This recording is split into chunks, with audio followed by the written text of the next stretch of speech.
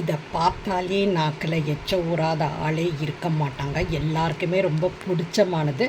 அதுவும் வந்து ஒரு சீசனல் ரெசிபி.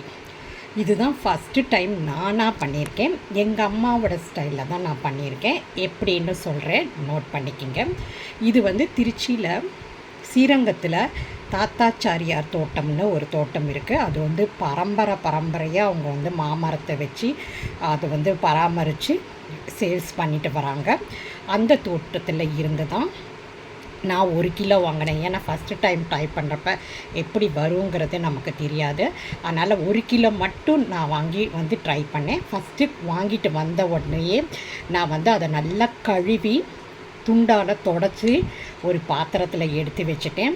அதுக்கப்புறமா எங்கள் அம்மா செய்கிற மாதிரி கொஞ்சமாக விளக்கெண்ணெய் எடுத்து எல்லா மாங்காயிலையும் படுற மாதிரி தடவி விட்டுட்டு ஒரு நாள் ஃபுல்லாக விட்டுட்டேன். மறுநாள் உப்பு தேவையான அளவு உப்பை போட்டு, அதாவது 1 கிலோவுக்கு நான் வந்து ஒரு 150 கிராம் போல் உப்பு போட்டிருப்பேன். உப்பை போட்டு அதை வந்து தனியாக குலுக்கி அதையும் ஒரு நாள் வச்சுட்டேன்.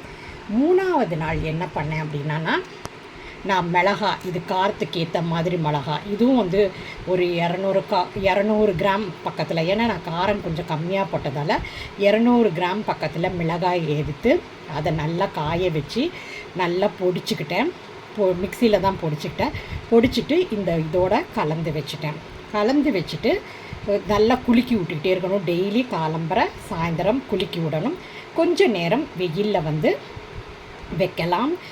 தூசுப்படாமல் ஒரு துணியை வந்து கவர் பண்ணி வெயிலில் வைக்கலாம். ஸோ அதுக்கு அந்த மாதிரியே செஞ்சுட்டு வந்தால் நல்லா தண்ணி ஊறி மாவடு நல்லா ஊற ஆரம்பிச்சிருச்சு. எனக்கு வந்து நான் எதிர்பார்த்ததோட இது ரொம்ப கம்மியான குவான்டிட்டியில் தான் கிடச்சிது. பரவாயில்ல, ஃபஸ்ட்டு டைம் ட்ரை பண்ணியிருக்கோம், பாசாவெல்லாம் பிடிக்காமல் இருக்குது அப்படின்னு சொல்லிவிட்டு நான் எடுத்து ஃப்ரிட்ஜுக்குள்ளே வச்சுருக்கேன். இது வந்து மார்க்கெட்டோட ப்ரைஸ் என்ன அப்படின்னு பார்த்தீங்கன்னா 600லேருந்து 1000 வரைக்கும் சேல்ஸ் பண்ணிட்டு வராங்க.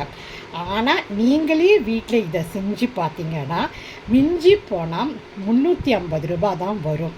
ட்ரை பண்ணி பாருங்கள். 1 கிலோவுக்கு 600 ரூபாயிலேருந்து 1000 ரூபாய் இங்கே இருக்குது, 350 ரூபாய் இங்கே இருக்குது. நீங்களே வீட்டில் போட்ட உங்களுக்கு திருப்தியும் இருக்கும். அது வந்து நிறையாவும் நம்ம போட்டு சாப்பிட்டுக்கிட்டே இருக்கலாம். நான் இந்த சீசனல் ரெசிப்பியை செஞ்சு வச்சுக்கோங்க. வருஷம் ஃபுல்லாக என்ஜாய் பண்ணுங்கள் மாங்காவை.